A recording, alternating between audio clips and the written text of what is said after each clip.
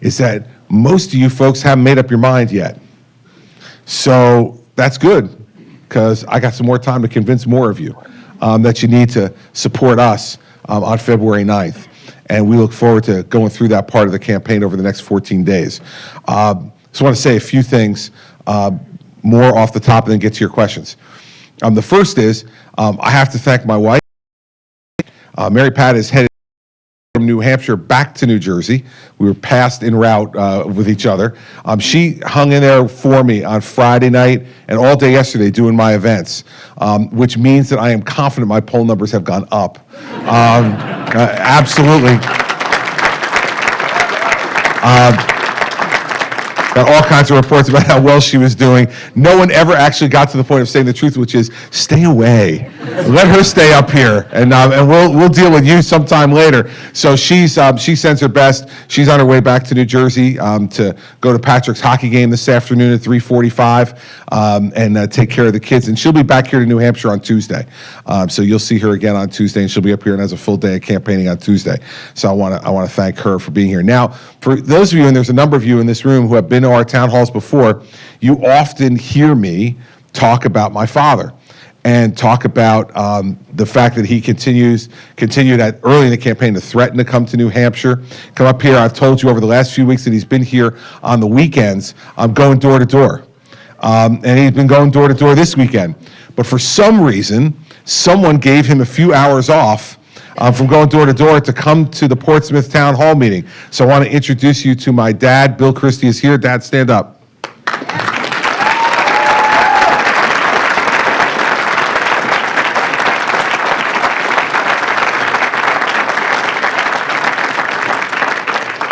"82 years old and going door to door." Don't try to keep up with him either, because I hear the number of doors he's been covering. He's doing really well. Last family matter to attend to is that I've often talked to you about Mary Pat's family as well. Mary Pat is number 9 of 10 children. And she has 6 older brothers and 2 older sisters and a younger sister. Now imagine when you walk into that place for the first time, dating the number 9 child in that family. You get the 7 times over. You know, the 6 older brothers and my father-in-law, who was alive at the time. I will tell you, though, that one of Mary Pat's brothers is here today, and he is the one who saved me and probably saved the fact that Mary Pat and I are even still together as a couple. The first time I went to the foster residence in Paoli, Pennsylvania, which is where my wife and her family grew up, they were having a big party for my youngest soon-to-be sister-in-law's high school graduation. So they had all kinds of family there. I think every one of Mary Pat's siblings was there except for one brother who was over in Europe. And this is the first time that I had met the whole family. Mary Pat and I had been dating for about 4 or 5 months at this point. I had just graduated from college. And so this is the first time I'm going to the foster family house. There were, I don't know, 125, 150 people there. It's a huge party. Most of them were relatives, and I got to meet all of them. And for the first time, got to spend some significant time with the woman who would become my mother-in-law. Now, my mother-in-law, Pat Foster, is now 87 years old, and when I came to that party that day, she kept trying to get me, kind of corner me to get to talk to me alone. Kind of try to start to interrogate me a little bit about things. I successfully avoided her most of the day. But you need to know my in-laws' house, the master bedroom is on the first floor. And to get to the backyard from inside the house, you have to walk through the master bedroom. So it got to be a little bit later in the evening, it got a little dark in the room, and I started making my way through the bedroom to go back to the backyard. And I heard a voice from the bed say, "Chris, come sit with me." And I looked, and it was my mother-in-law sitting on the edge of the bed. And I said, "Okay." So I went on over there and sat next to her. She said, "So I've been trying to talk to you all day, but I just haven't been able to catch up to you." I'm like, "I know." And she said to me, "So I need to ask you a question." And I said, "Sure." Now, we've been dating 5 months. She said to me, "What are your intentions for my daughter?" I was 21 years old, right? I had a lot of intentions for a daughter, but none that I wanted to share with her. The question was, what are your intentions for my daughter? And at that moment, God sent me a savior. And he is here today. My brother-in-law, Michael, happened to be walking through the bedroom at the very same time. And he said, Mom, you can't ask a guy a question like that. You can't ask him, Chris, come with me. Don't answer that question. I couldn't have gotten off that bed any faster than I did. Grabbed onto my brother-in-law, soon-to-be brother-in-law, Michael, and got my way out of that bedroom. We have been dear friends ever since. My brother-in-law and his wife, Holly, my sister-in-law, are not only relatives of ours, but they are dear friends. And they have made their way here from upstate New York to come and do door-to-door this weekend, too.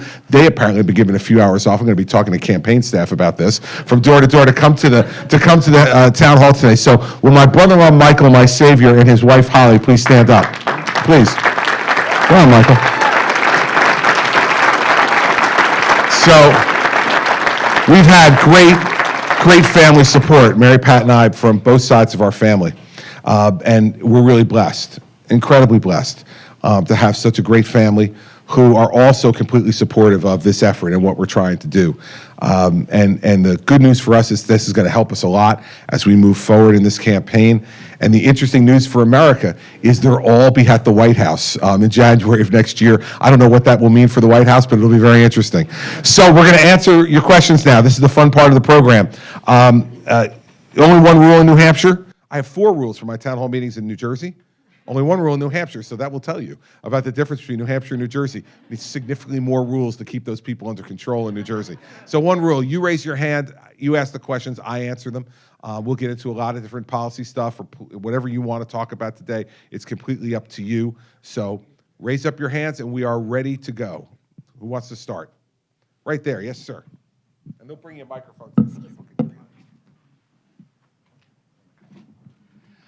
So my question is specifically about Medicare Advantage. It's something that my grandfather uses, and he prefers it because for him it more utilizes private markets. I was wondering if Medicare Advantage is something that you support, or what's your opinion on it?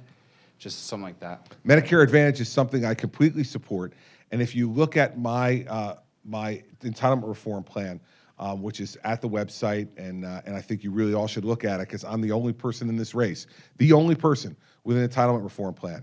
I presented it here in New Hampshire at St. Anselm's in April. And, you know, if you remember the last debate, Senator Rubio got asked a question about entitlement reform. And he gave a 90-second answer on tax reform. And then Senator Cruz responded to Senator Rubio's answer on tax reform, saying why his tax plan was better than Senator Rubio's tax plan. And then Senator Rubio began to respond as to why Senator Cruz was not telling the truth about his tax reform plan. And I interrupted. You might remember this. I interrupted. I said, can I please interrupt this debate on the floor of the United States Senate to actually answer the question that Maria Bartiromo asked? And I gave our plan on entitlement reform. It tells you 2 things. One, we believe in these systems and we have to fix them.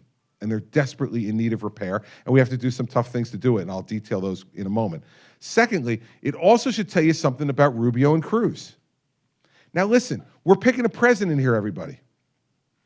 And if they're unwilling to tell you now what they want to do about 71% of federal spending, because 71% of federal spending is on entitlements and debt service. And if they're unwilling to tell you what they're going to do, you know that's bad news for you.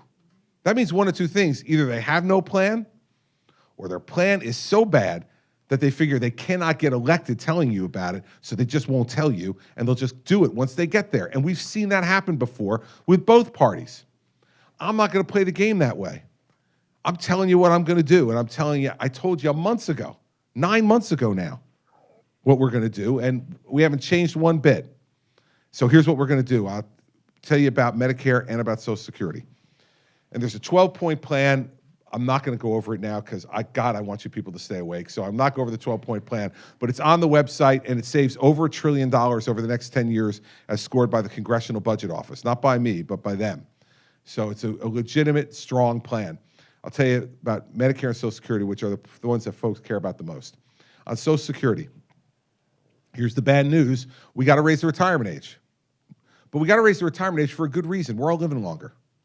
The average life expectancy for a woman in America today is 83 years old. And the average life expectancy for a man is 79. And I saw a few ladies smile. I want to remind you, before you start smiling about this, that 10 years ago, you were 6 years ahead of us. Now you're only 4 years ahead of us. We're gaining on you. And the 4-year vacation that you were hoping for at the end of your life, you may not get. You may be stuck with us the entire time. But these programs were designed for people living only to their mid-60s. So we're now living 15 to 20 years longer than what they intended, and for most of those years being in retirement and drawing out of the system. So we need to raise it. But here's the way we do it. We'll phase it in over 25 years. So it goes up essentially 1 month a year, every year for 25 years. So for people who are on Social Security now, it does not affect them. For people who are close, it barely affects them. It'll affect them by a few months. But for folks my age or your age, it'll affect us more. But it should, because by the time we get to retirement age, given the way science is moving, we'll be living even longer. So we have to do this. So we have to be smart about it and adjust to the times. Secondly, at Social Security, we need to means test Social Security. And let me tell you exactly what I mean by that.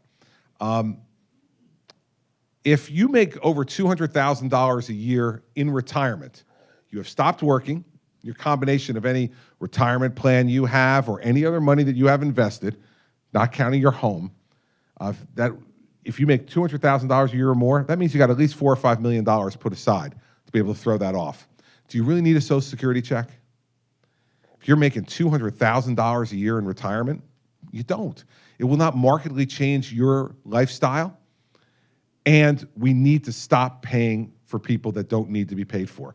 Now, I understand, because I got yelled about this at Exeter, at Shooter's Pub. That might have been because I was at Shooter's Pub. I don't know.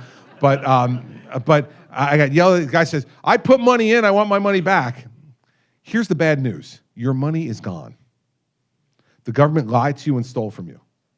It's supposed to go into a trust fund. All the money that comes out of that great little line on your pay stub, right, the FICA tax, it's all supposed to go into a trust fund. I thought it was interesting, a couple years ago when our oldest son got his first job, he brought home his pay stub, and he said, well, what's this FICA thing? What's this? I'm like, oh, you'll learn, buddy. You'll learn. They're grabbing at you in every way they can. He's like, where's that money going? It's going into the Social Security Trust Fund.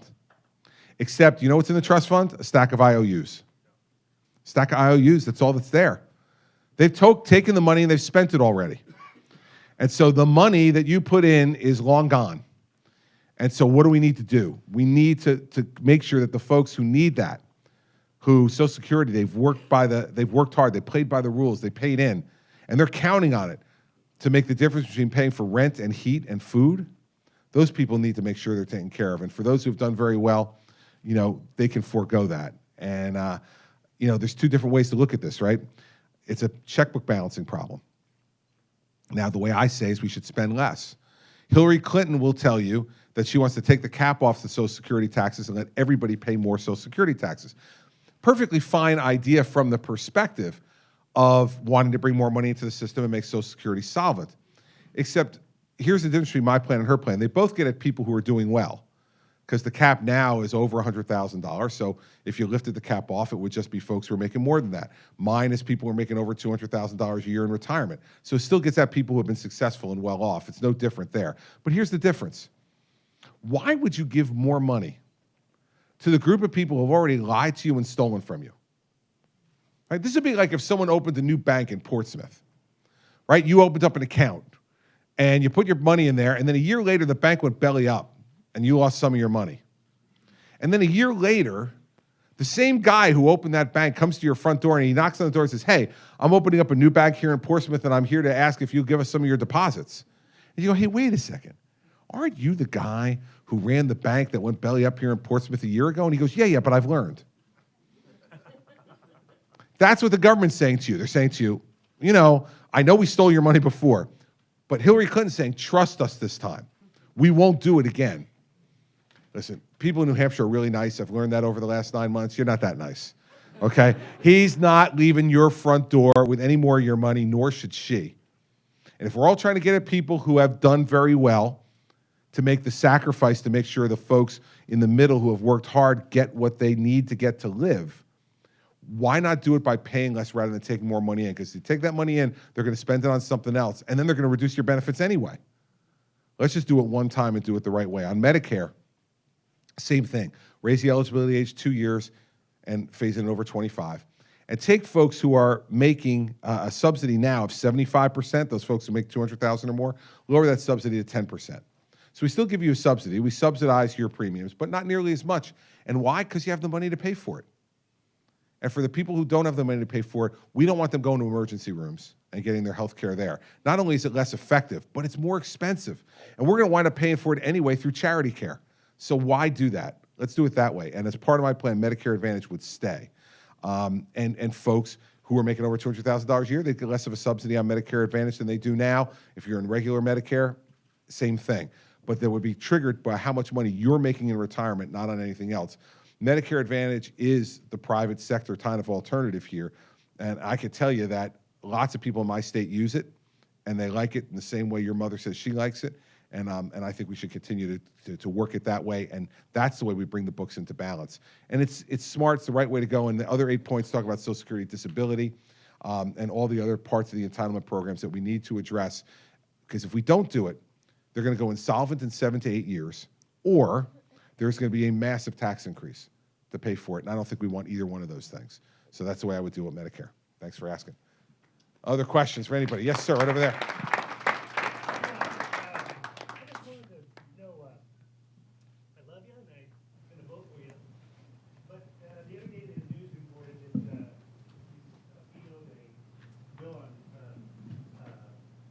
Gun control for carjackers, and I just wanted to give you a chance to explain why. Because in my state, carjackers are already banned from owning guns.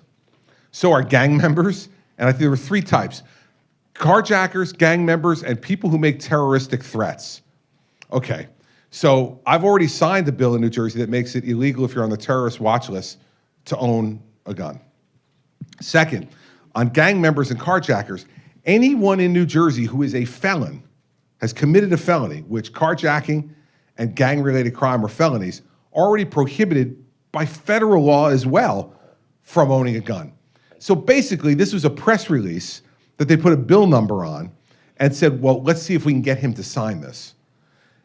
Part of my job as governor is to be the adult in the room and stop the stupid stuff. If you're already banned from owning something, what am I doing? Double banning you? Secretly double banning you? Publicly double banning you? If you're a felon, you cannot own a gun in the state of New Jersey. If you are a felon, you can't even possess a gun, someone else's gun, and hold it for that person in the state of New Jersey. If you're a felon, if you're a carjacker, you're a felon. If you're a gang member, you're a felon. If you've made terroristic threats, we get you twice as a felon and somebody who's on the terrorist watch list. How many more times do I have to ban these people from owning guns? Until, and guess what? The gang members, they own guns. You know why? Because they're not going to the Walmart to buy a gun and getting a background check and having a 48-hour waiting period. They don't do that. Only law-abiding citizens do that. So these are the kind of stupid laws that liberals put in front of us because they want to send out a mail piece to their constituents that say, I stood strong against the NRA and banned gang members and terrorists from owning guns. Well, man, they're already banned. So stop it, right?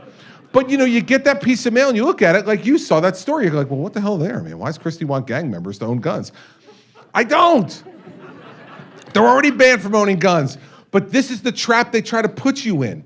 They try to get everything they put on there. There's 2 ways they try to get you to sign a bad piece of legislation. One of them is emotional. Right? So they say, gang members and carjackers shouldn't have guns. And you go, yeah, I don't want a carjacker to have a gun. If he's going to try to carjack my car, I'd rather he not have a gun than have one. I got a better shot against him, right? So one is emotional. You think about it for yourself, like, geez, I don't want these guys to have guns. The second one is they give the law a name, right? I can't tell you how many bills wind up on my desk, and these are fictitious, okay? And if I happen to get one that isn't fictitious, it's totally coincidental. Billy's Law, Jimmy's Law, Abby's Law, Gail's Law. They name it after somebody, then they go, there's no way he can't sign this. mean, who would be against a law for Gail? And they do it. It's so, when you're governor, sometimes you just have to go, all right, I get it. Listen, enough. We're not going to play the games. And I'm not going to play games with these guys. They send me bills. And by the way, they sent me 160 bills in 1 week. They didn't work all summer. They left on June 30th. They went out and took summer vacation. Then they went out and campaigned because it was an election year in New Jersey. Then they came back in November. And then they waited until January, and they passed 160 laws that I had a week to decide on each one of them. A week. So either, if I've decided I don't want to do it, I veto it. And if I'm undecided, if I don't have enough time to really work it through, I veto it. Because it's much easier not to have a bad law on the books than it is to get a bad law off the books. That's the kind of approach I take as an executive. And that's why I didn't sign that bill, because they're banned already from owning guns. And this would just be the old extra special double ban in New Jersey. One ban is enough. And by the way, if you're arrested federally in New Jersey and you're a carjacker or you're on the terrorist watch list or you're a gangbanger, you're subject to 5-year, first offense, 5-year minimum sentence without parole in federal prison. Second offense, 10-year minimum sentence, which, by the way, is much greater than the penalties we have on the state side. So having done this, the problem for them is when they pass these laws, I was a federal prosecutor for 7 years. I was the chief federal prosecutor in New Jersey for 7 years. I know these laws. And so when they try to throw the high, hard one by me, maybe a guy who'd never done it before wouldn't know. I know. So you should want a governor, and you should definitely want a president who will make this commitment to you. I will not sign the stupid laws. Because believe me, there's plenty of them. And we should try to make sure we don't sign them, because guess what? We all have to live under the stupid laws then. That's pretty bad. Yes, sir. Yes, I have a personal question. This goes back to 2014, and I was probably, like some of the people in this room, disappointed that you decided not to make a run back then. And at the time, I believe you said that you weren't ready. Just wasn't your time yet. But now here we are, and that was 2012 rather than 2014, and there's tons of people running. I'm wondering if you can enlighten us as to what drove that decision, and do you have any regrets? Well, when I decided not to run for president, just so we get all the years right, it was 2011. It was September of 2011, even though I was urged by a lot of people to run, I decided I didn't run. And here's why I didn't feel like I was ready. I'd been governor for 19 months. That's a short period of time. And I just didn't feel as if my experience, my background, was yet sufficient to be president of the United States. See, I wasn't worried about winning, or losing rather. I was worried about winning. Like, the worst thing in the world, I think, would be to be elected president of the United States and not be ready to be president. And walk in the Oval Office the first day and go, uh-oh, I caught the garbage truck. Like, now what do I do, right? We've seen that for the last 7 years. Okay, we've seen it for the last 7 years. A guy who had one term in the United States Senate and hadn't even finished that, had never managed anything bigger than a 30-person staff, and now we put him in charge of the most complex government the world has ever known. And we're wondering why things are going wrong. Well, man, he's never run it before. He's never done anything like that before. How does he know the right questions to ask? How does he know when to say no? And how does he know who to put in place? So my big concern in 2011 was that I wasn't ready. And I'm convinced I wasn't ready. And now that I'm running this time, I'm even more convinced I wasn't ready in 2011. So I have absolutely no regrets about not running. Not because I didn't think I could win back then. I think I probably had a pretty good chance to win back then. But you wouldn't have wanted me to win back then. I was not ready. And I had no business running if I wasn't ready. Why am I ready now? A whole lot of things have happened to me in the last 4.5 years or so. The biggest one is Hurricane Sandy. When you are confronted as the leader of a state with the second worst natural disaster in American history, when you wake up the morning afterwards, you've lost 365,000 homes in one day. 75% of the state's without power. Every school is closed. Every major state highway is obstructed. You have 51 gas stations open for a state of 8.9 million people. There are no operational water treatment or wastewater treatment plants in the entire state. And then everybody gives you that briefing around that table that first morning, and then when they're done, they all shut up and just look at you. Like, okay, now what, sir? Oh, fearless leader, now what do we do? Man, you learn a lot. And what you learn is that in a crisis, you have to be decisive and you have to interact with people.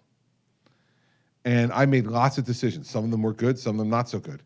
And the ones that weren't so good, I went back and corrected them. But I had to make them every day, multiple decisions a day, every day.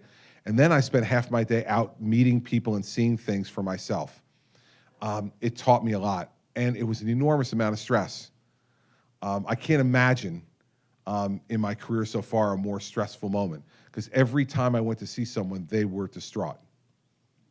Their lives were destroyed, their homes were gone, their belongings were gone. It was cold. Remember, it was the end of October, beginning of November. It was cold. They had no place to stay. It was emotionally completely draining. And you had to learn how to sleep a few hours a night, get up the next day, and do it again and again and again and again and get it right. Without that experience, I wouldn't be ready to be president. And anybody who doesn't have an experience like that, doesn't have to be a natural disaster, but some crucible where they were in charge and they're responsible and accountable for everything that happens. If they don't have that experience, with all due respect, they don't belong in this race. And there's a bunch of people who don't have that experience who are in this race. And some of them are doing well, at least according to the polls. And so we need to be cautious about that. But I have no regrets about not running 4 years ago. In the end, I endorsed Mitt Romney right after I decided not to run. I think he was the best person in the race. And I think he would have been a very, very good president. And I think America would be in a much better spot today if he had defeated Barack Obama in 2012 rather than what happened. Yes, ma'am.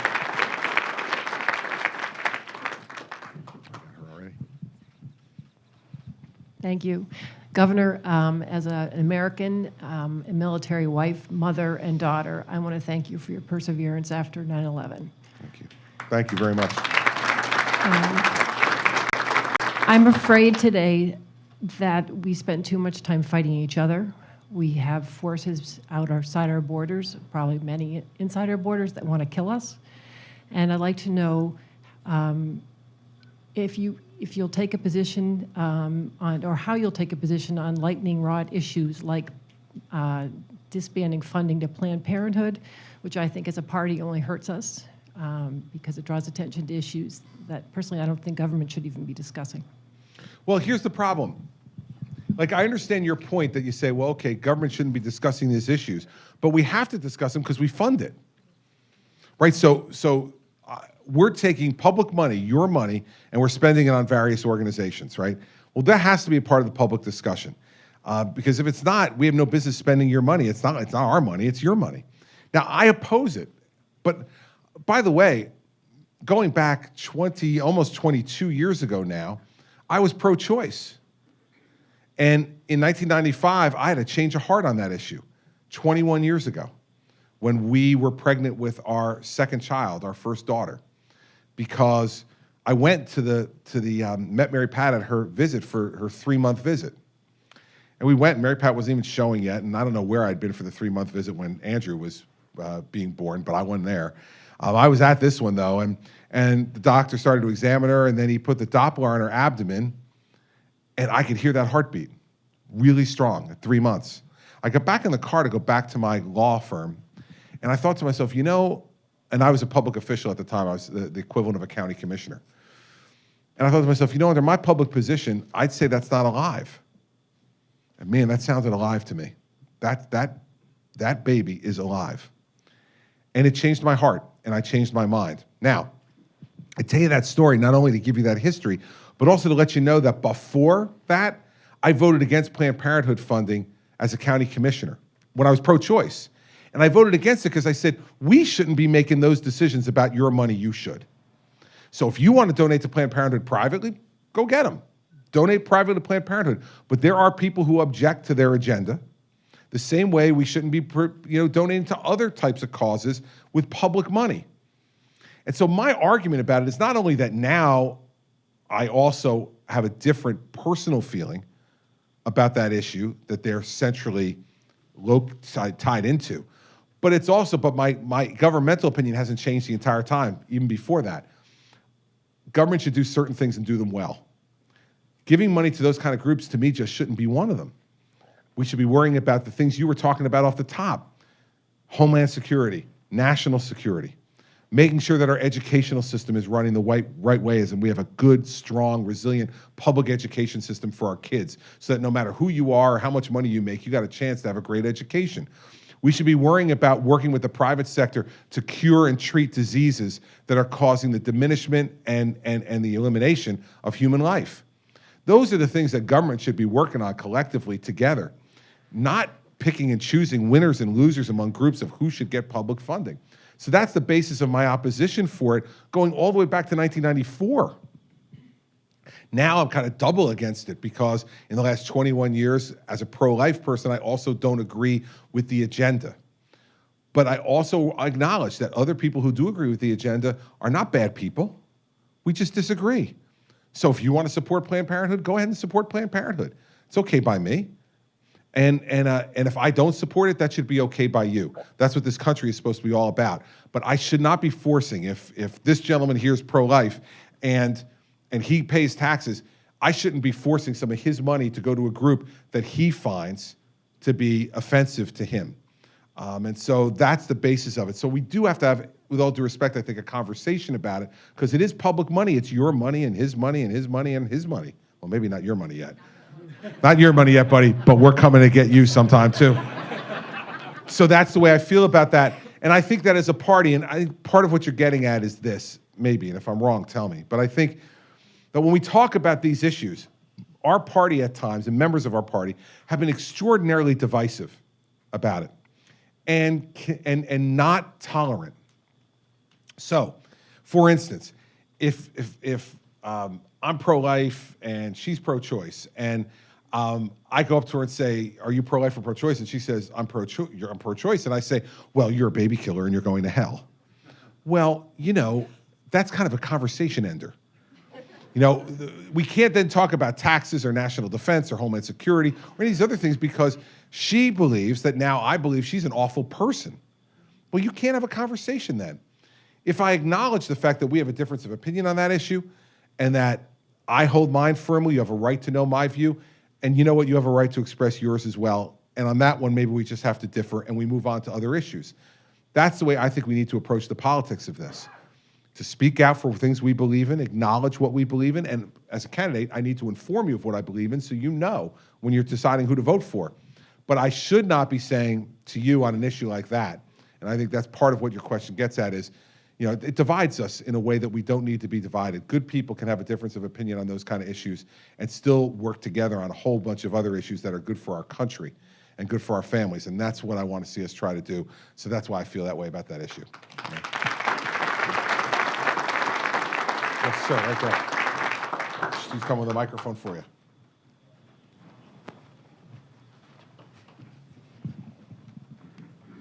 Governor, when you campaign in Iowa, what's your answer to the ethanol question? The same as it is in New Hampshire, the same as it'll be in Florida, the same as it'll be in Wyoming, the same as it'll be in California or has been in New Jersey. I think we should have more options for energy, not less. And we have already invested a great deal of time and money in the renewable fuel standards and in ethanol, and I don't think we should back off it. And so I think we should continue to do that because as we look at our energy future, we need to continue to explore for oil. We need to continue to explore for natural gas, and we have more abundant reserves of it in this country now than we ever thought we could, that we now have new techniques to get it. Great. In New Jersey, we're now the third largest solar energy producing state in the country, behind only Arizona and California, because we, as a people, have decided to invest with the private sector in the solar industry. And it's a great new option now for folks in New Jersey, and lots of folks use it. For instance, wind energy in New Jersey, not all that good an idea. Why? Well, in Iowa, they use wind energy a lot because they have big open space, big, huge state, and as I drive through that state, there's wind turbines everywhere. We put wind turbines in New Jersey, the most densely populated state in America, 8.9 million people, stuffed into something like that size.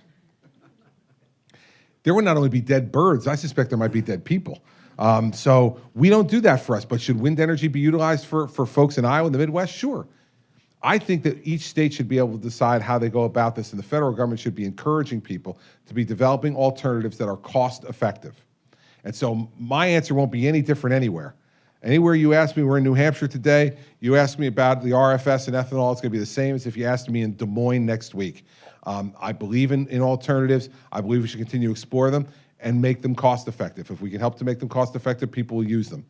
Ultimately, the market will be the test of all this as well, whether people will use them or not. But my answer is the same here in New Hampshire as it would be in Iowa or any other state, any of the other 48. Same answer. One of the many Tom Bradys here today. Yes, sir. Come with the microphone right behind you. Excuse me. We're at this point approaching $20 trillion in debt. What is your feeling on a balanced budget amendment? Well, I think we have to have one. We should have one, and we have one in my state. And believe me, my state would be in really awful shape if we didn't have a balanced budget amendment. If we didn't have a requirement for a balanced budget, man, the Democrats in my state would never stop spending, ever.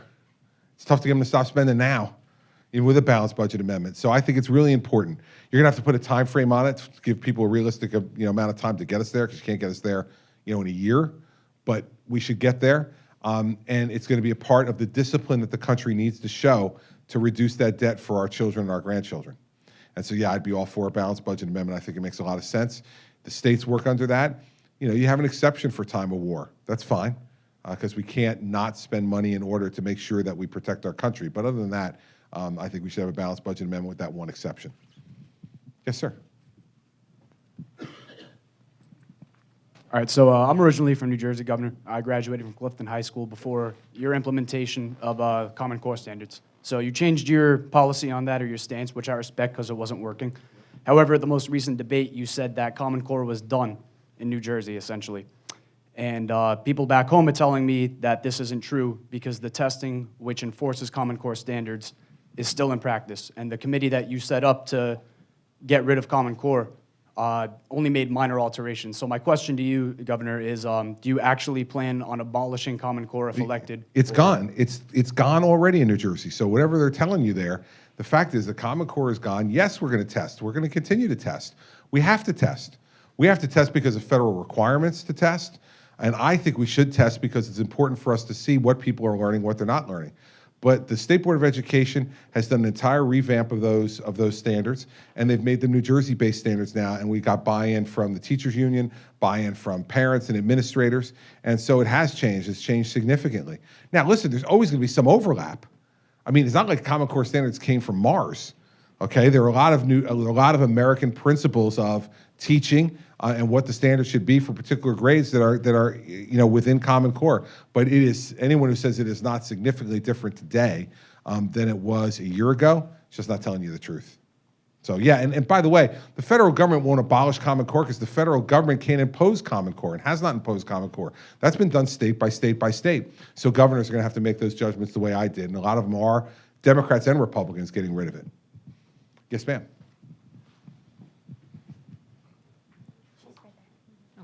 They're coming at you from every Hi, direction. Governor. Yes. With all the big money involved now in running campaigns, I wondered if you could share what your position is on campaign finance reform as well as term limits. Sure. Campaign finance reform is a complete joke, and you're watching it happen on your television sets and in your mailboxes as we speak, right? So, I'm running for President of the United States. The rules are for a campaign for president that I cannot accept nor solicit any more than $2,700 per person for the campaign. Now imagine this. We're campaigning to a country of 330 million people in the most expensive media markets in the world, and we're allowed to solicit $2,700 per person. If you were going to run your campaign, your entire campaign, based upon that, all you would do, you would not have time to do this. All you would do is be on the phone constantly asking another person for $2,700 and another and another and another and another.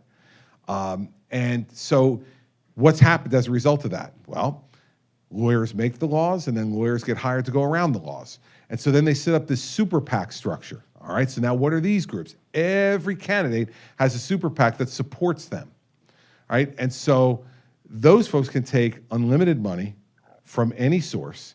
And for some of them, like one of Senator Rubio's groups, he didn't even have to disclose his donors. When you see the television commercials, I don't know the exact percentage, but from me watching up here in New Hampshire, it seems to me that 90% of those ads are from super PACs. Right to Rise, Jeb Bush, right? Conservative Solutions, Marco Rubio, right? You know, America Leads, Christie, right? I mean, it's crazy, and you've got to try to figure out, you got to get a decoder ring. Okay, Right to Rise, who's that for? Who's doing that? Who's attacking that person? Who's doing what? And let's say you see an America Leads ad that you didn't like. And you figure out, okay, America Leads is the group that supports Christie. So you come to a town hall meeting and you say, Governor, I saw this television ad of yours. I don't like it. I want you to defend it. And I said, well, I can't. I said, why not? Well, because I can't talk about it. Well, why can't you talk about it? Because I'm not allowed to coordinate with America Leads. So if I send a signal to America Leads publicly that I like or don't like something, that could violate the law, so I can't do that. So I'm not responsible for what you hear from America Leads, so I can't answer, sorry. I mean, what kind of stupid system are we running here, right? I mean, it's a joke. And it's all meant to create the illusion that somehow you can contain or control the influence of money in politics. You cannot. You know what controls the influence of money in politics? The candidate, right? So here's what I would do. I would get rid of all these laws, all of them. And I'd say that any candidate can take any amount of money from any person that he or she wants, but they must disclose the receipt of that donation within 24 hours on the internet. And you have to go, they have to put together a searchable database that you can go to anytime you want and find out who I'm getting money from. So for instance, let's say, this is not the case, but let's say I was completely opposed to oil. You know, I've had some kids who come to some of these town hall meetings who stand up and say, will you, promise to stop the extraction of fossil fuels from the earth? I'm like, no, I won't, okay. They stand up and they chant and stuff and then they leave. But let's say I said yes. And then let's say 2 weeks later, I got a check for $10 million from ExxonMobil. And then you came to my next town hall meeting and I said, I got to tell you the truth. Taking oil out of the ground sounds like a pretty good idea to me. And I've had a change of heart on that one.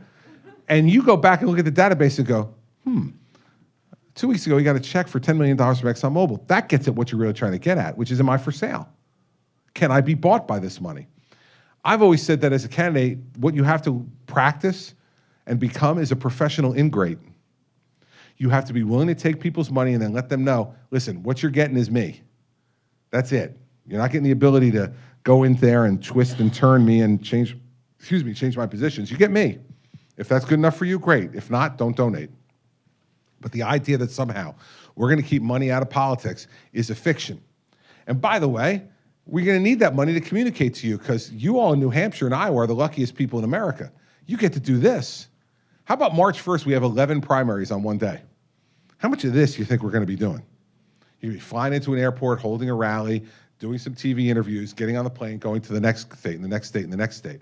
So we're going to need that money to be able to communicate to all of you effectively. On term limits, I am totally for them. I don't understand why it is that I have a term limit as governor. The president has a term limit. That means we're dispensable. But Congress and legislatures, indispensable. I got a guy in my legislature who has just begun his 44th year in the New Jersey State Legislature. 44th year. Man, go home. Like, go home. Like, if you haven't figured it out, right?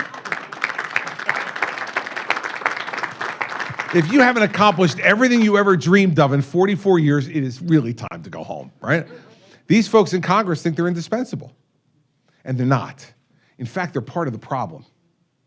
They're completely part of the problem. And so I'd say 12 years is the maximum for anybody. That's 6 years, 6 terms in the House or 2 terms in the Senate. You can't get it done in 12 years. That's 4 more years than the president gets, 4 more years than most governors get. Then, you know what? Go home and do something else now. But stop. I think term limits are absolutely necessary. We should be doing them. And you know why we don't have them? Because they make the laws. They make the laws. Like, campaign finance reform in New Jersey. If anybody has a contract with the state of New Jersey over a certain amount, and it's, I don't know, $10,000, $15,000. Bill, how much is that contract? Where's Bill? Where's my lawyer? Did he leave? No. How much is the pay to play in New Jersey? 17.5, is that it for a contract? Okay. So if you have a contract with the state of New Jersey for more than $17,500, then you can't donate to a gubernatorial candidate, to a sitting governor, or to their state parties any more than $300. This is campaign finance reform. This is so we end pay to play. Okay, sounds like in the beginning, like not a bad idea, right? All right, it limits their influence. Except they can donate as much as they want to the legislature.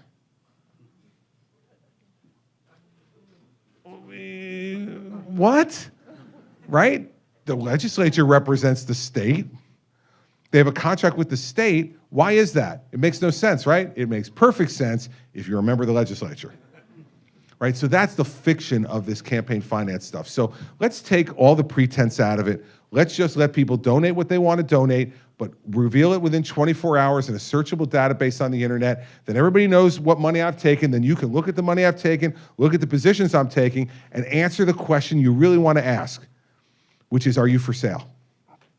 And you can then make the judgment on that. And I think that's the right way to deal with campaign finance and not try to fool people into thinking that we're doing it some other way, because it's not working the way we're doing it. We need to get rid of all these other groups that I'm not accountable for, yet are advocating on my behalf. Doesn't make sense. Yes, sir, right there. Here, you can take mine. I don't need it. All right, good. He didn't need it. I'm a veteran, and I just want to know how a Christie administration fixes the VA administration and how a Christie administration deals with ISIS. Okay. So we'll deal with the VA first, then we'll deal with ISIS. On the VA, I'll tell you both what I would do federally and what I've done in the state. So federally, what I would do is two things. First is I would say to any veteran like yourself, you take your veteran's card and you go to any doctor or any hospital that you want to go to, and we pay for your care, because that's what we promised you. And we have let you down. We have let you down as a country. We made you certain promises when you decided to serve on health care, and the VA has let you down significantly, and they've lied to you too. What I would do with the VA is I would go to the very best hospital executive in America, and I would say to them, listen, your country needs you for 2 years. Because the VA is now a hospital system. It's nothing more than that. That's what it is. So let's put a hospital executive, the best, in charge of it and say, fix this. Take 2 years, do whatever you need to do to fix this system. Because we don't want to throw the VA system out. There's a lot of expertise in there. Everything from prosthetics to mental health treatment and everything in between. We don't want to lose that expertise for folks, and so we want to continue it. But you need to run it like a hospital system. And there are lots of hospital systems in this country that make a lot of money. It can be done the right way, and that's what I would do. Just so you know what I've done in New Jersey, remember a few things. First, in New Jersey, we had a psychiatric hospital, state psychiatric hospital, that was closing in the northern part of the state. They wanted to just sell it. I said, let's make it a home for homeless veterans in the northern part of our state, because on that campus was also a drug and alcohol rehabilitation center that rented from us. I went to that center and said, listen, if you in fact will give free treatment to any homeless vet who's staying in the veteran shelter, in return we'll reduce your rent to $1 a year. They agreed. So now we have vets, and we have too many vets who are homeless. And most of that homelessness goes to two problems: substance abuse or mental illness, or both. So we now have a place for them also to be treated outside of the VA that's run by the state and the private sector that's helping to give them a chance. And we have a home like that both in the north and the southern parts of our state to help take care of veterans. Second, we started a hotline called Vets for Warriors. Now, it's a national program that's run out of Rutgers University Hospital in Newark. And what it is for those folks who are having mental health issues. They pick up the phone and call this 800 number anytime, day or night, 24/7. And what they get on the other end of the phone is another veteran who also is trained in dealing with mental health issues.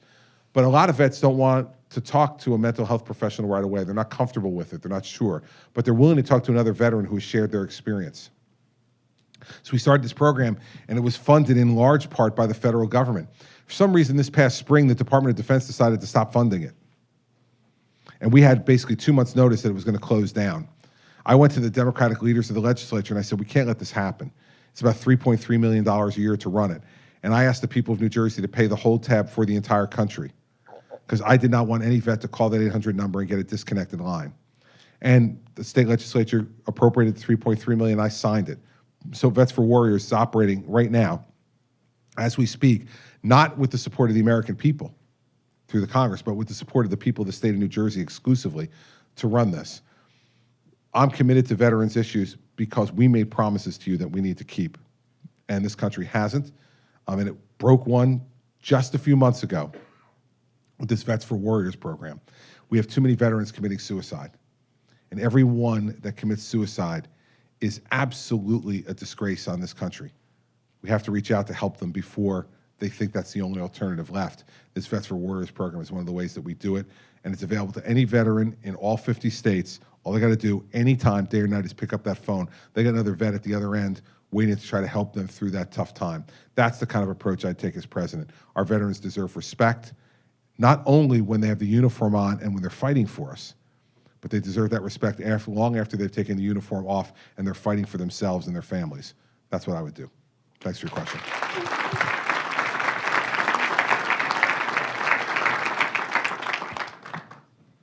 Hello, Governor. First Hi. of all, thank you for being here. My pleasure. Thank you. Two-part question.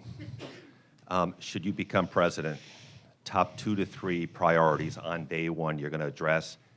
And then part 2 of that is, how do you implement that when we've got such a divided and gridlocked Congress? Sure. First off, I'm sorry, I forgot to answer your question about ISIS. I got so caught up in talking about the vets. I'll come back and answer the question on ISIS before we go. First 2 or 3 priorities, first day. First day, I'm going to go to a party and a parade and all the rest of that. And then the next day, we'll go to work, okay? The first day of work, first thing I'll do is to rescind all of the illegal and unconstitutional executive orders this president's put in place over his 8 years in office.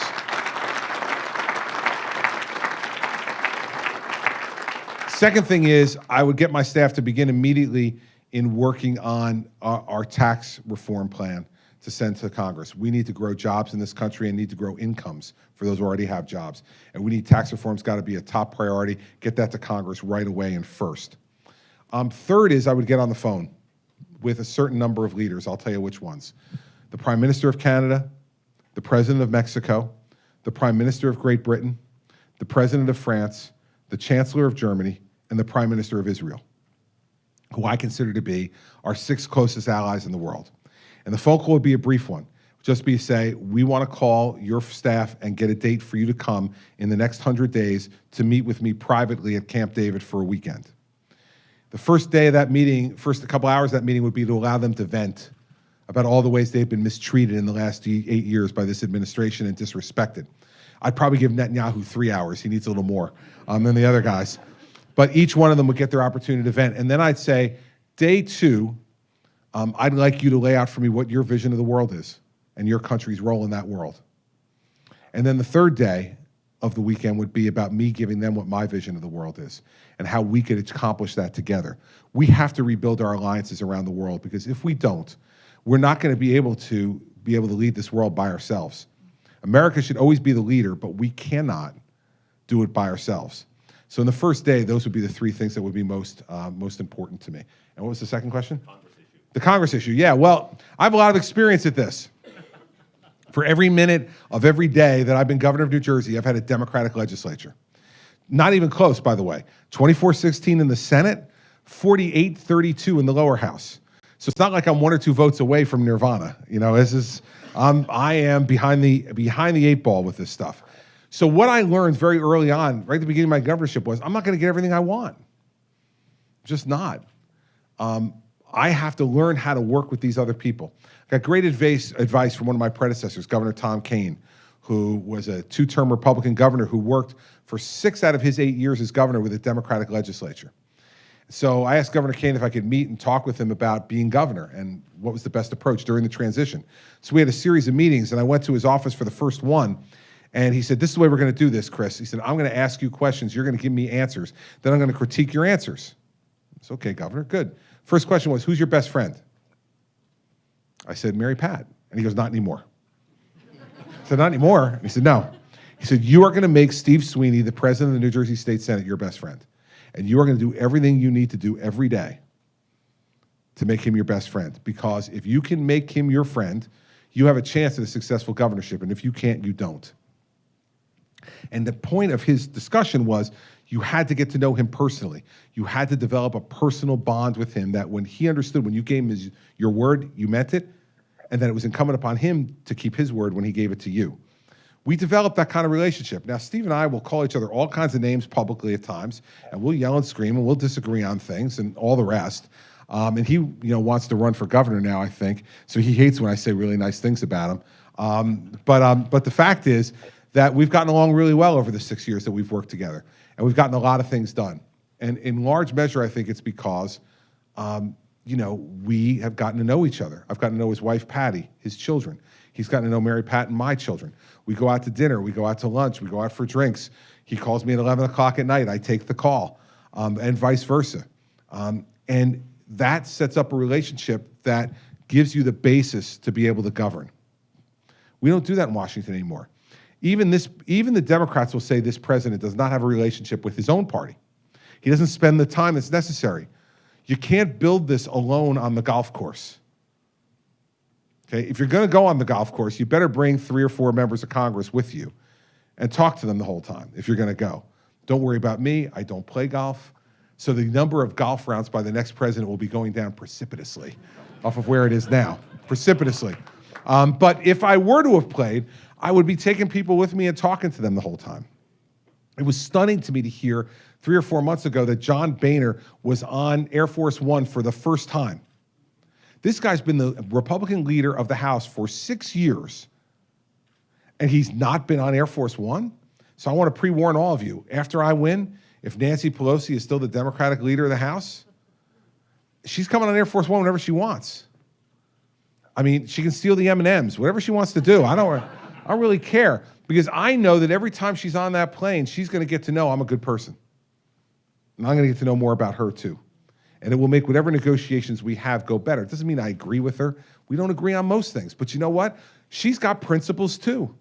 And Jeff said this in his, in his opening. He's, you compromise process and policy, but not principle.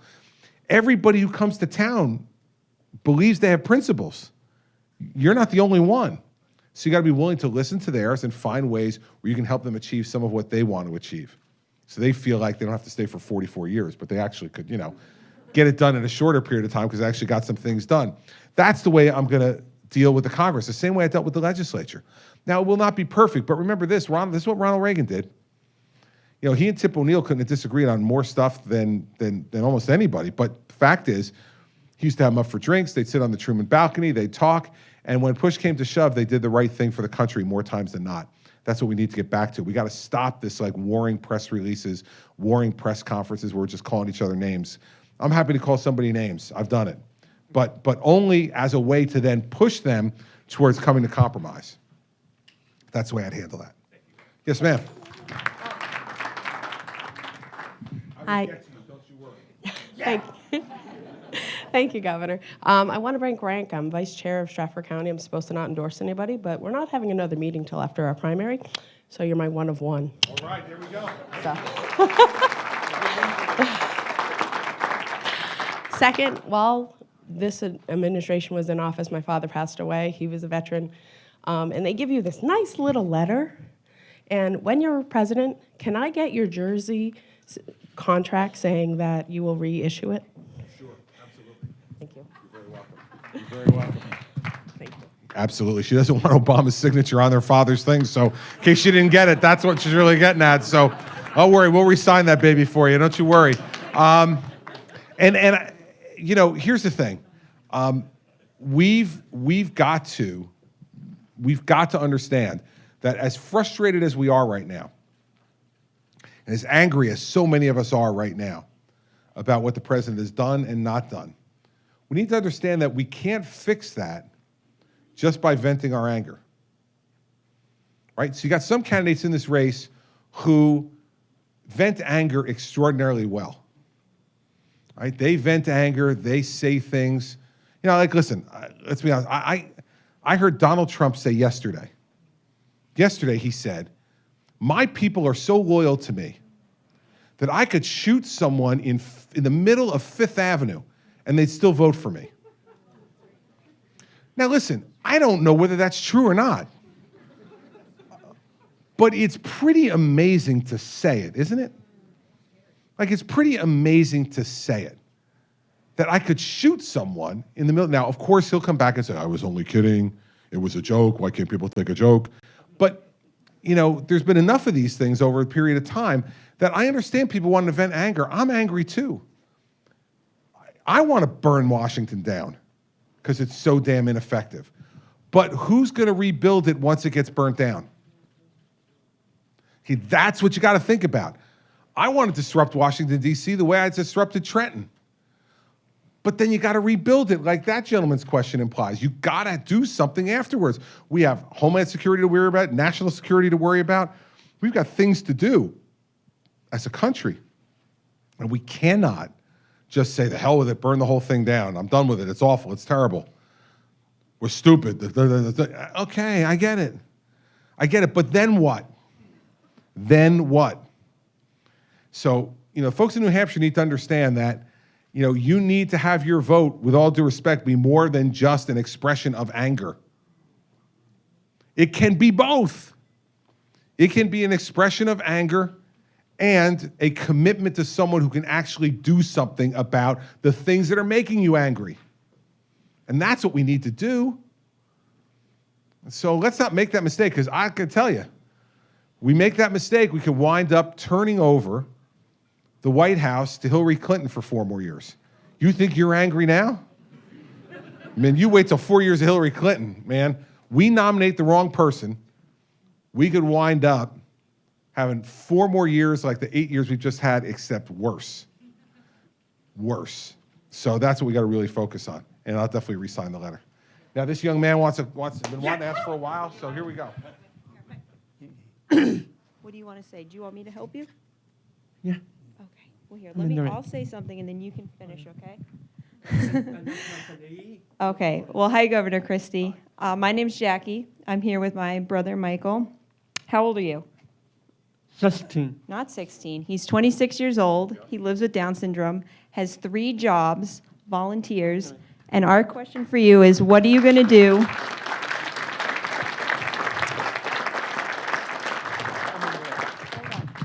To continue to support disabled adults. I mean, Okay. I like people a lot. Trauma and Okay. no trauma. Okay. Go away. Thank you. All right. So, you're a Yankees fan? Yes. All right, well, I'm a Mets fan. Listen, I figured in New England, if you got a choice between one of us, I mean, at least Red Sox fans and Mets fans have something in common. We know that they are the evil empire. We know that, right? So, let me talk about your specific issue. Here's the thing. What I want for you is for you to have the happiest life you can have and reach your fullest potential. And what that means is you should be able to not just have jobs where you volunteer, but jobs where you get paid. The fact is that New Jersey, we've made New Jersey a work-first state. We're one of, I think, 15 or 16 that are now work-first state. What that means is that we think for folks who have some of the challenges that you have, that the option of work should be first above everything else. And that what we should be doing is to work with you to help to give you the training that you need to be able to go out and get a job that will help to pay you some money and have a place where you go every day where your work is respected and we are contributing to an organization in a way that makes that organization even better because you're there every day. That's what I want you to be able to do. And I think all too often, too many states are not focusing on this. They're just thinking all they have to do is take care of you. You just don't want to be taken care of. You want to take care of other people too. You want to work hard and have your work be respected and valued. And I think that's what's really important. And so we've made New Jersey a work-first state. We've changed a lot of our programs to make sure that we're training you for the jobs that we know are out there and available for you to do.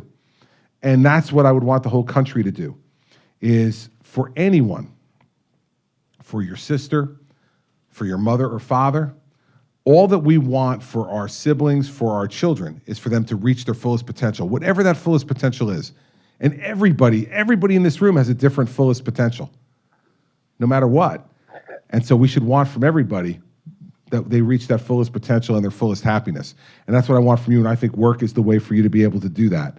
And so we're going to do everything we can as a country to make sure that you get the training you need to provide a valuable service to an employer who knows that you showing up to work every day makes his or her business a better place. And that's what I'd like to see happen. So thanks. Thank you. Great. Now, I don't want you to hold it against me. They just hugged a Yankee fan, but that's all right. Next question. Yes, sir. How would you employ your vice president? It's interesting because I've been asked a few times about this. That's why I would try to employ them as a full partner, and here's why. I think there's 3 criteria, for me at least, in selecting a vice presidential candidate, ultimately a vice president. First one is the American people have to be able to look at that person and see that person as president, because they could be in a moment's notice, and they have to be seen as president. They have to be credible. Second, I want someone with executive experience like me. And here's why. I want to give that person assignments to do that are executive in nature, because there are going to be a ton of them to do. And I want to have the confidence in the fact that that person's going to actually be able to get it done. Third thing is I'm going to want to like the person. And because if you don't like somebody, you don't work with them. You just don't. I mean, like, if you pick somebody because they're from a particular state or because they represent a particular constituency, but you don't really like them, when it's over and you've won, you're not worried about that state or that constituency necessarily anymore. And if that's the only reason you picked them or the primary reason you picked them, you're probably not going to include them. So I want somebody who I like and who I'm willing to work with every day and include in everything. Because in the end, we remember what happened with Franklin Roosevelt and Harry Truman. Harry Truman knew nothing. Roosevelt didn't include him in anything. He kind of got foisted upon Roosevelt because Roosevelt didn't like the last guy. So they said, here, the bosses said to him, take this guy. He said, okay. Never told him anything. So all of a sudden, Roosevelt dies, and Truman, like, what, nuclear bomb? What? What's going on here? And he had to make a lot of big decisions with very little information. I don't want to see that happen again in our country, and I think the only way to make sure you prevent that is by liking the person and making sure then you include them in on everything, so that if something were to happen to me, that they wouldn't have to have 2 weeks of training to figure out what the heck was really going on in the administration. They would actually know what was going on in the administration. And that's why I said to folks when I first talked about going home for the snowstorm, I said, aren't you worried? I said, listen, I have a good lieutenant governor, and I know that she's doing what I need her to do right now until I get there. And when I get there, she'll have things ready. And then she was with me the entire time that we were doing what we were doing in New Jersey over the last 36 hours. And she was with me at all the different events and at all the meetings, and she's involved in all of it. So it would be the similar kind of model. Yes, follow up? Yeah, you left out Lyndon Johnson. Yeah, well, I could talk about a bunch of vice presidents who, weren't quite ready. Would you consider having the vice president be chief of staff? Probably not. I think those are 2 very different disciplines. So I think it would be hard to find someone you wanted to be vice president who you also wanted to be your chief of staff and would have to do the things that you'd want a vice president to do. The chief of staff's job is the second hardest job in Washington, D.C. And I don't know necessarily that you want the vice president to be worrying about being the vice president, doing the kind of important policy and ceremonial things, and then worrying about the White House schedule every day. And the chief of staff worries about everything from every minute that the president spends his time to the flow of paper into the office, to all the rest of that. So I think I'd like to keep those 2 positions separate for 2 reasons. One, because I don't know that I'd find the person that I'd want as chief of staff as vice president as well. Secondly, I don't want to consolidate that much authority in somebody either. That's a lot of power. A lot of power. Yeah, well, they're number 2, yeah, but there's 2 different kinds of number 2s. There's a staff number 2, and then there's a constitutional number 2. And I don't think you want to put the 2 of them together. I think they're separated for a reason. I think you want to diffuse that power a little bit. I don't think you want one, because especially when you're president, there's going to be so much coming that you don't know about, that person underneath has to decide what's the president know, what doesn't he know. Then you're taking the vice president, putting them in the role of deciding what the president knows and doesn't know. I don't know, a little uncomfortable with that one, so I probably wouldn't do that. Yes, ma'am. I definitely wouldn't do that. Oh, I get to share your microphone. Sure. Thank you, Governor, for coming to Portsmouth today. I've been very excited to see you. And we met your dad yesterday at Popovers. He is delightful. Yeah, delightful. So my question for you, I looked at your website. I did not see any mention of fair trade with countries like China. Just wondering where you stand on that and if that's a priority. Well, listen, it is a priority. China is going to be the single most important relationship that the United States has in the 21st century. Like our relationship with Europe was the most important relationship we had in the 19th and 20th century, I think China is going to be the most important relationship we have in the 21st. And right now, from a trade perspective, we're not doing great. And part of it is because we tie one hand behind our back. We don't necessarily follow the same rules that they follow. For instance, I'll give you an example. This climate change agreement that the president just signed. You're saying, well, I'm talking about trade, not climate change, but it has a huge impact on it. Here's why. The rules that the president agreed to in the climate change agreement start immediately on America. They don't start on China for 15 years. So China will be able to pollute unabated for 15 years while we have restrictions on us. There's no question that's going to have an effect on our economic performance and our trade relationship. You need a president who has an overall strategic vision of this. And what I would say to the Chinese, and this was one of the questions in one of the debates, I forget which one, where someone said, I had said if the Chinese continue to engage in cyber warfare with us, that I would go back to our folks who have experience in this area and say to them, let's go in and find the most embarrassing things that they're hiding from their people. And let's go get those, and then let's publicize them. I'm sure we'd get a great reaction from the Chinese president at that point. I'd get a phone call, and my response would be, okay, what kind of relationship do you want to have?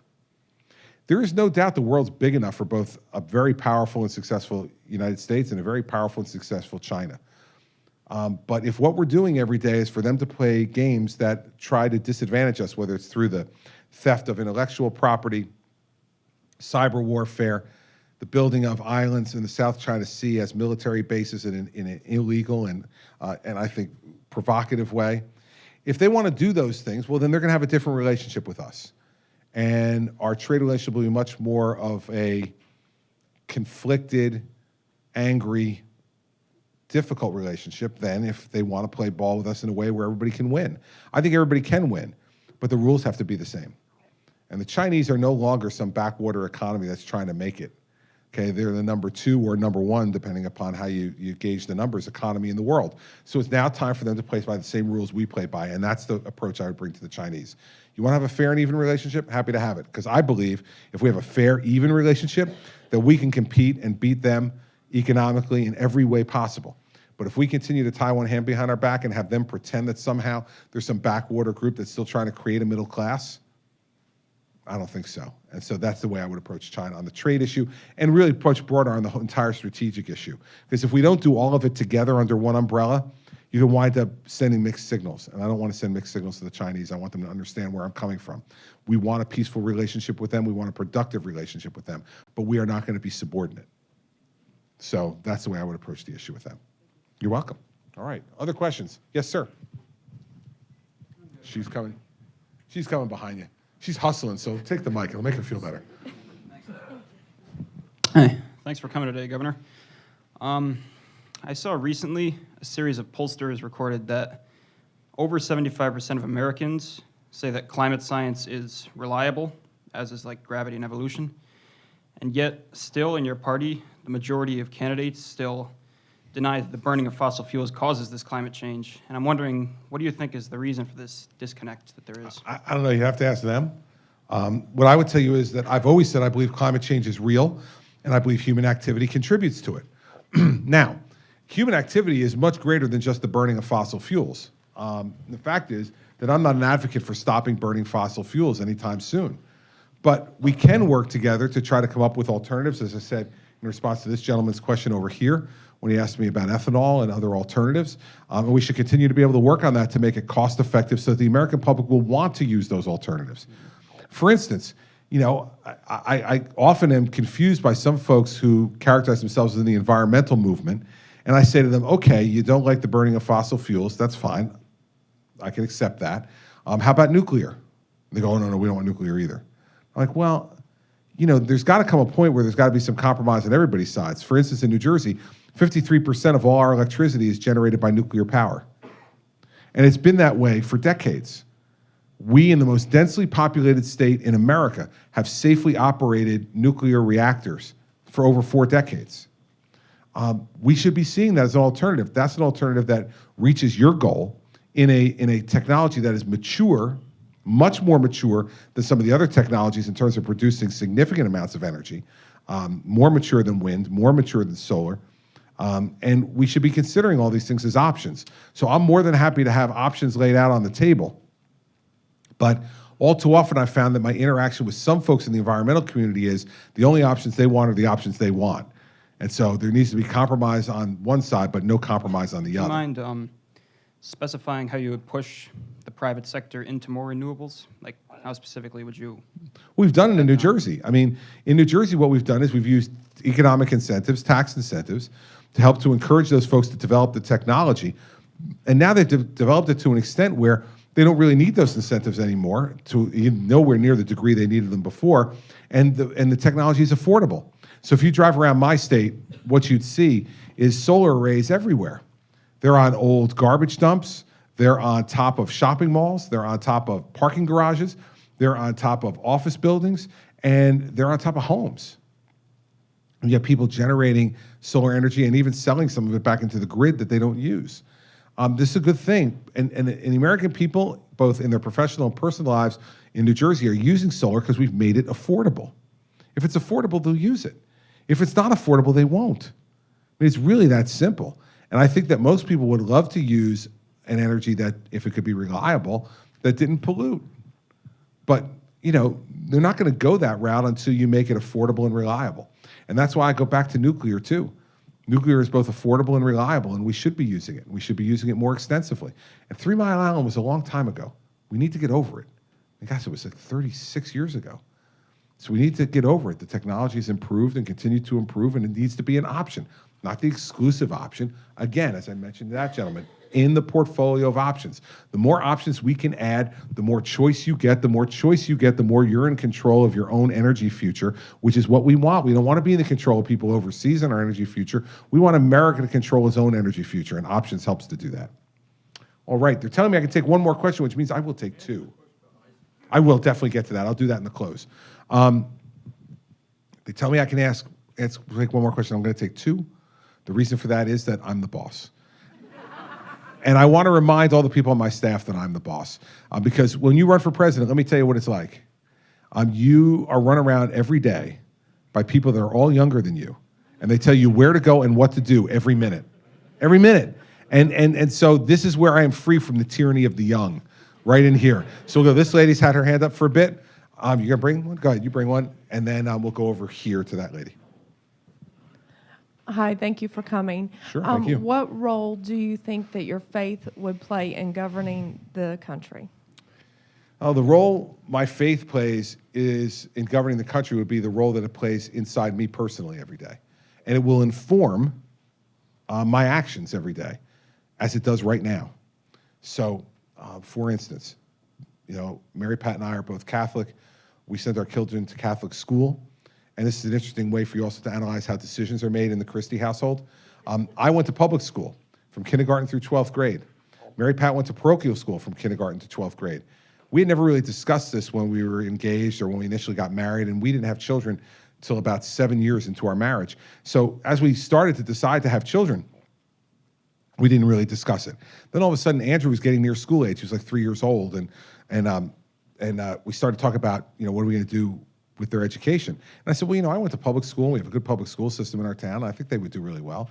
And Mary Pat said, well, I went to parochial school, and I think it's really important. I think they should go to a parochial school, and all 4 of our children go to parochial school. So it'll give you a window into the decision-making process in the Christie family. But the reason we made that decision was because we wanted them not only to get an education on science and technology and math and social studies and English and foreign languages, but I wanted, and so did Mary Pat, want the school that they went to reinforce the values that we were trying to teach them at home every day and not either be neutral on them or undercut them.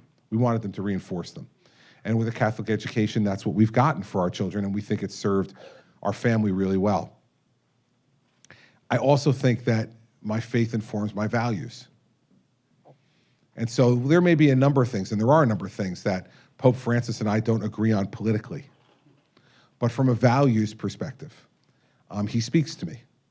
He speaks to the fact that we need to care for those who are less fortunate.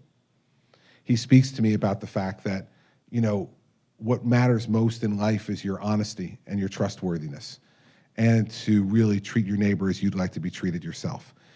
All those things would inform the policies of my presidency because it is the way I would make decisions. Those are the filters in my head that were placed there, you know, by my upbringing.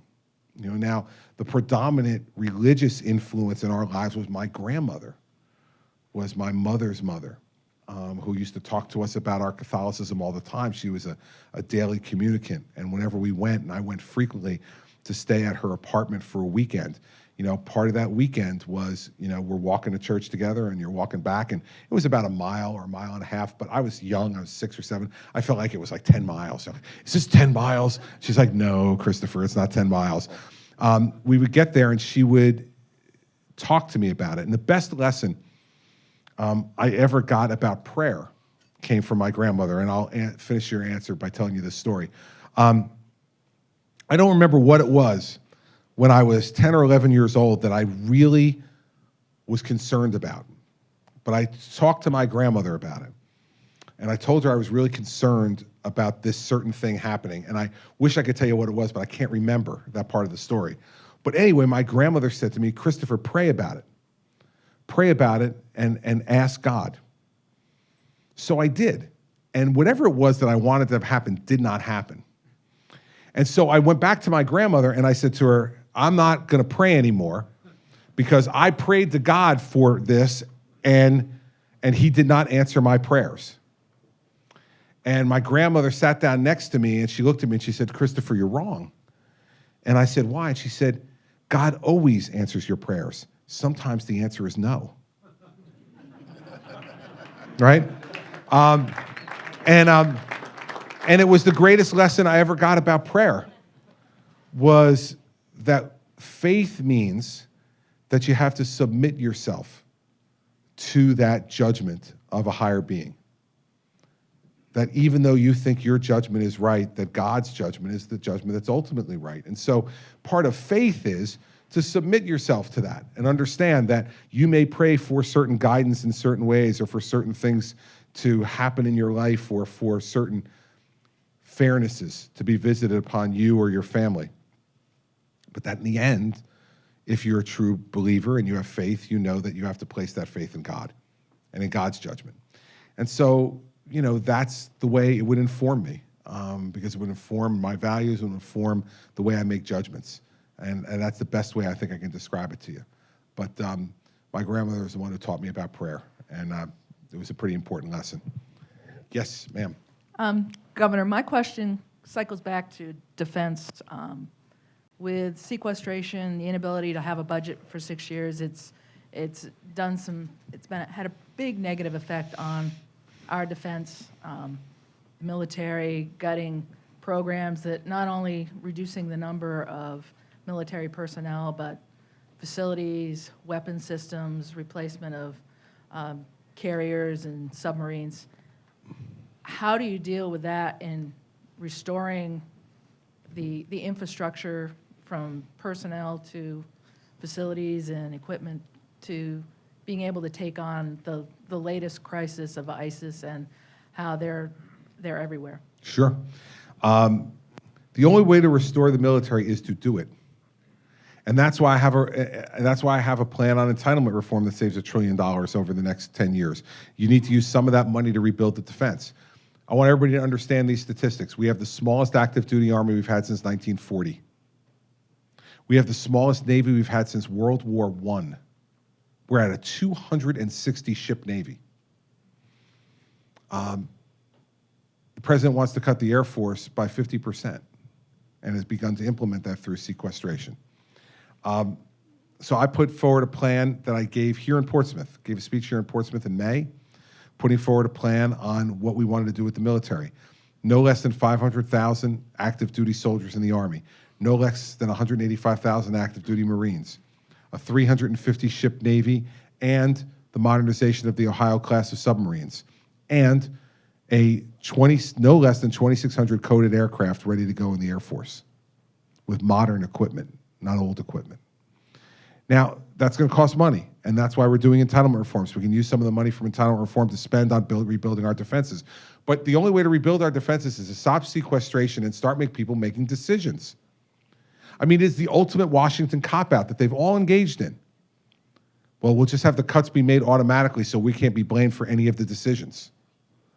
Well, it's completely ridiculous. Completely ridiculous. You're sent there to make decisions. Make them and stand by them. But this is the problem. And this is, again, my warning to you about electing another person from Congress to the presidency. They don't ever have to make decisions. Being in Congress is like going to school. Think about it for a second.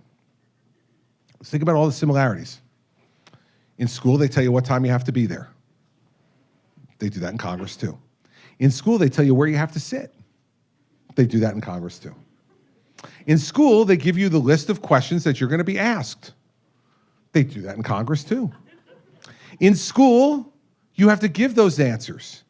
They do that in Congress, too. Yes or no. It's easy. It's just one of two. Yes or no. In school, they tell you when recess is. They do in Congress, too. I mean, Congress is like being in school. That's fine. I went to school. School's nice. School does not train you to be president of the United States. Because I can tell you as governor, when you're sitting in the executive chair, that's not the way the decisions come in. They don't come in on a list of paper where you just get to check yes or no and send it back. And then, by the way, if you don't like what you checked, you can change it. That's another thing they do in Congress, too. That's like retesting.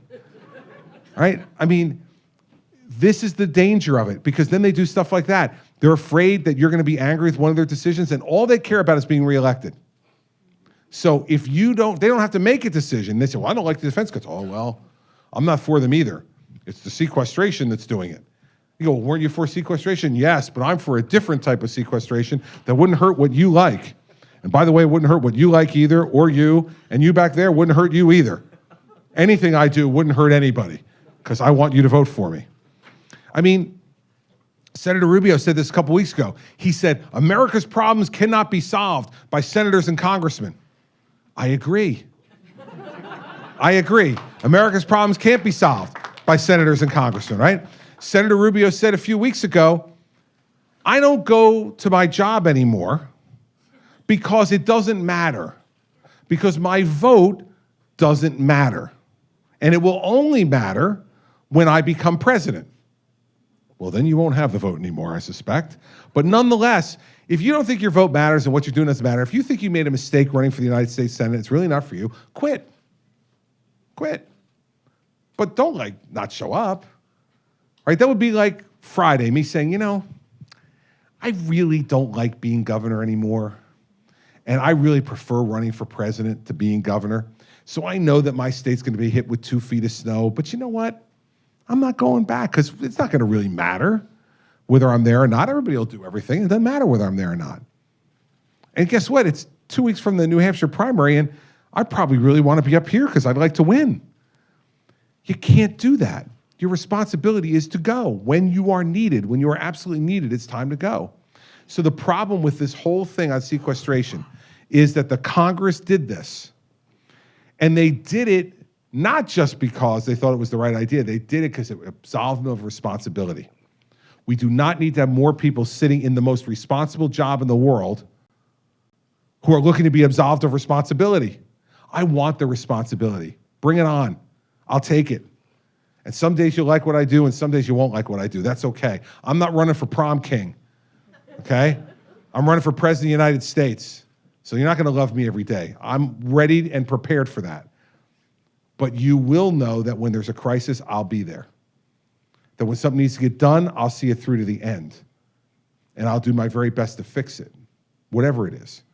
And so that's what I would do on the military side, and it allows me to roll right into the ISIS answer, which is this. First off, this is a president who has said in his State of the Union address that ISIS was just a bunch of guys with beards on the back of a pickup truck with guns. Now, I don't know about you, but I could not believe, of all the outrageous things he said during that State of the Union address, and I called it at the debate story time with Barack Obama, because it was like in a fantasy land, right? It was just, but of all the things that he said, the most outrageous thing was that. I wonder, would he be willing to go to Paris tonight and look in the eyes of the 130 families that lost loved ones and tell them, don't worry about it, it's not that big a deal, they're just a bunch of guys with beards on the back of pickup trucks with guns. I wonder if he'd be willing to go to San Bernardino, California again, but this time, say to the people of San Bernardino, it's not that big a deal. They're just a bunch of guys with beards on the back of pickup trucks with guns.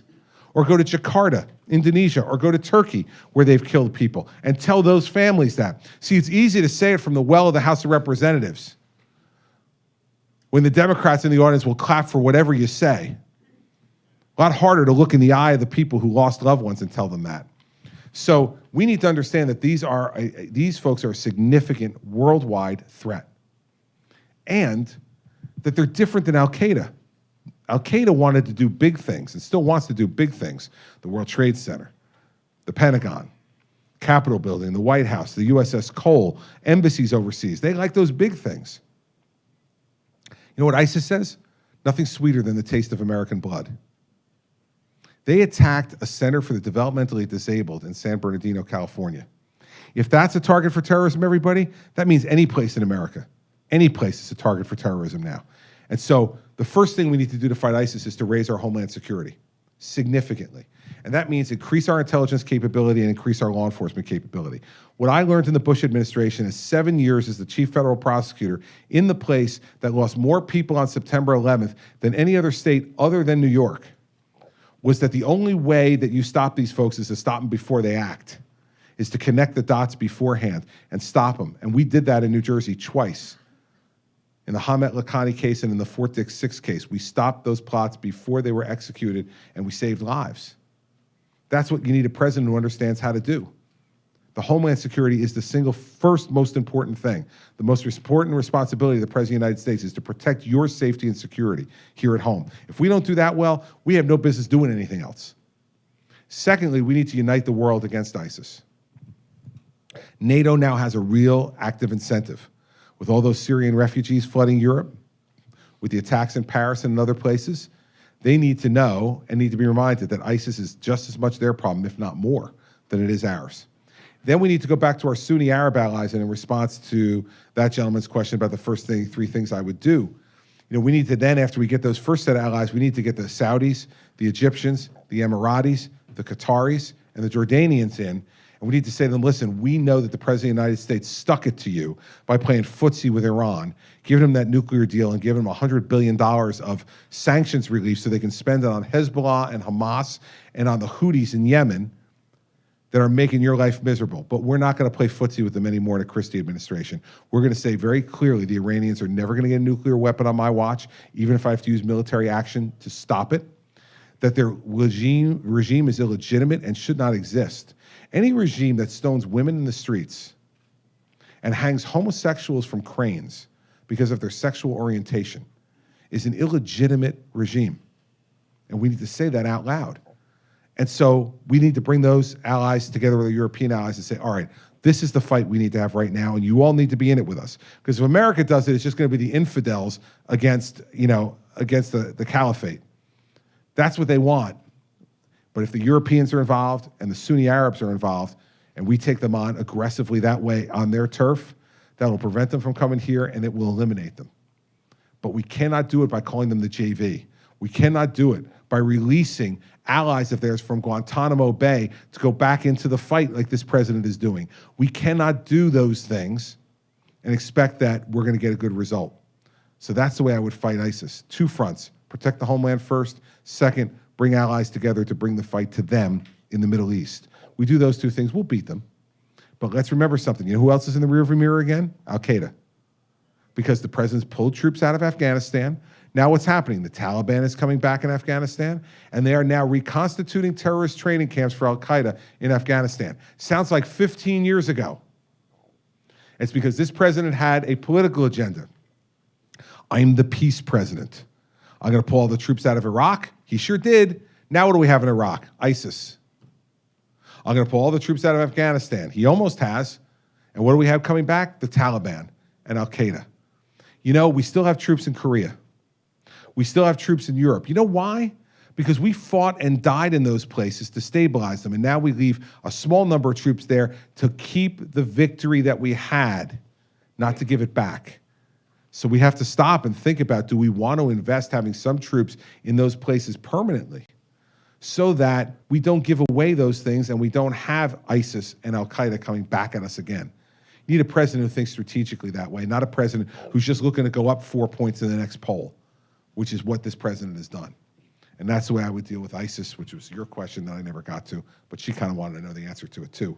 Let me finish by saying two things to you. First off, thank you. On a Sunday afternoon, as you're all preparing for the Patriots game, to take a small time out to come and be here and listen to me and ask your questions is really, really gratifying to me. And let me tell you that as a candidate, it reinforces my faith in our democracy. I tell people in New Jersey all the time when they ask me what it's like to campaign in New Hampshire for president, I said, listen, if you're cynical about politics, come here. Because since the spring, people have been coming to these meetings and sitting and listening and listening and listening and trying to sort their way through what was then 17 candidates and is now 12 and make a decision. And the amazing thing about you folks is, like, we've knocked on, not counting this weekend, the last 2 weekends before, our campaign's knocked on 23,000 doors. And when they came back to me, you know what they told me? 62% of you still haven't made up your mind. What the hell is taking so long with you people? I mean, come on now. Right? So it's deciding time now, guys. It's deciding time. And I understand, but that's one of the things that encourages America about New Hampshire being first.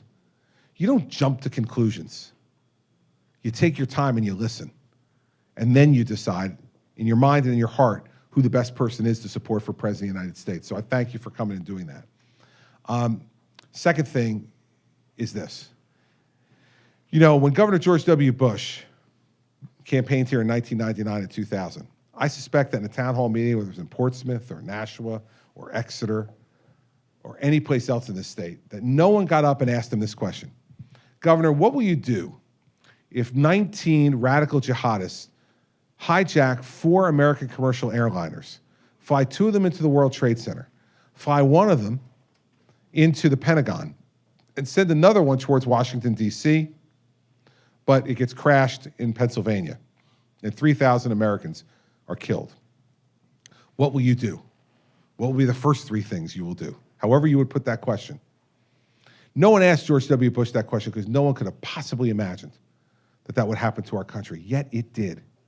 And I don't know about you, but when it happened, I had an inexplicable but very strong sense that this president would be okay, that he'd lead us through this dark time, that he'd be strong enough, would have a good enough character to lift America up and to protect us and to make sure that that never happened again. I don't know why I felt that, but I did. And in the end, what I figured out was that it's because I felt like I knew him. I felt like I knew him, and I felt like he was that man of that kind of character. And so you can go on my website, and I encourage you to, and you can go through all the different positions I take on particular issues, and there's a ton of detail on there, probably more detail than any other campaign, and it's very informative. Or if you're just having trouble sleeping, you know, go on there and give it 15 or 20 minutes, or no pictures or anything, you can just go right under. It'll be great. But no matter how much you read all those things and go through the list of positions, and no matter how many questions you ask me in very different and inventive, creative ways, you're not going to get at every issue. Just not. Because something's going to happen to me when I'm president that none of us are going to be able to anticipate. And then at that moment, you're going to have to believe or not believe in the person and who they are. In the end, let's remember something. We're not electing a list of positions. We're electing a person to occupy that chair. And so you need to know at the end of this who I am. So here's who I am. I'm the product of my father, and my mother. Now, I think this is the first time I've ever done this in front of him. He has watched this many times on television, but I don't think he's ever seen me do this actually in front of him, so this is going to be a new one. But here's the deal. My father is of Irish descent. My mother is of Sicilian descent. Yeah, he's laughing over here, right? Here's what that means. What that means is, as the oldest child in that family, I became expert at dispute resolution at a very early age. These were two parents with very strong feelings who argued their positions very loudly and directly. And we all knew about it, heard about it.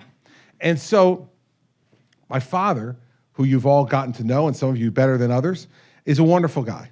But I've often told him that in our house, in the automobile of life, so to speak, that dad was the passenger. Mom was the driver, right? Mom set the rules. Mom was judge, jury, and executioner, and she liked the last part the best. And she set lots of rules in our house that I had to live under, my father had to live under, my brother and sister had to live under. But the number one rule that she used to harp to me all the time about was, there is no suffering in silence. If there's a problem, I need to know about it. Now, I think she made this rule up, and my father may agree, I think, that she did this because she liked to use that rule the most, right? If she had something that she wanted to talk about, she wanted to talk about it, and she wanted to talk about it when she wanted to talk about it.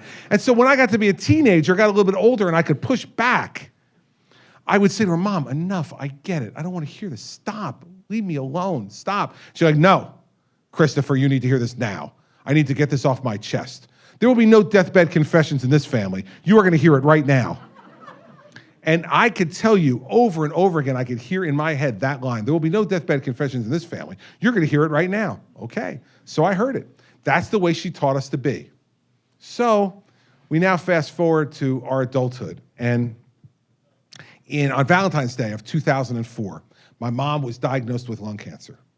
Now, she had been a lifetime smoker. She had started smoking when she was 16 years old, and she was addicted to it. And we watched her over the course of time try so many times to quit smoking. She tried everything. She tried the gum, she tried the patches, she even tried hypnosis one time, which was really cool for all of us because it kind of took the edge off her a little bit, which, as you could tell from this story, she needed to have that sanded down a little bit. And hypnosis helped that, but it didn't help the smoking, so she stopped. And then we lost the edge, got right back to her. She tried everything she couldn't quit.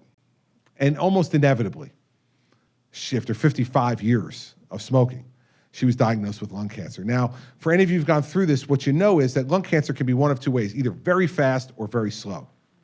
In my mom's case, unfortunately, it was very fast.